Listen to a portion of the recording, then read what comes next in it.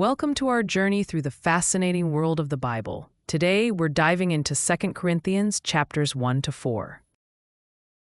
Whether you're new to these texts or just seeking fresh insights, you're in for an enlightening exploration.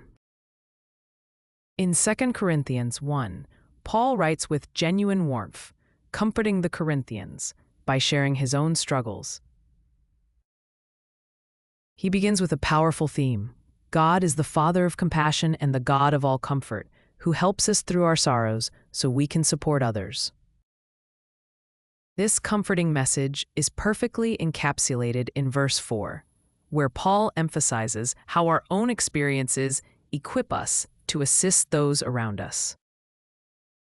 Transitioning into chapter 2, Paul addresses forgiveness and restoration.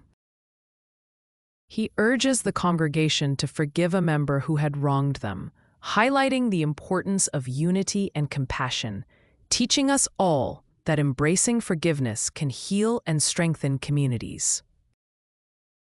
Now, chapter 3 is where things get intriguing. Here, Paul contrasts the Old and New Covenants, using the metaphor of Moses' veil.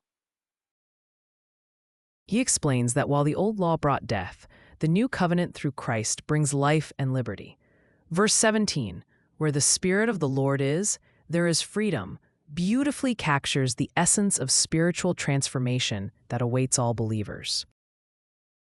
Finally, in chapter 4, Paul delves into the light and endurance that come from faith. He encourages the Corinthians and us not to lose heart, even when faced with adversity. His heartfelt conviction shines in verse 18. So we fix our eyes not on what is seen, but on what is unseen.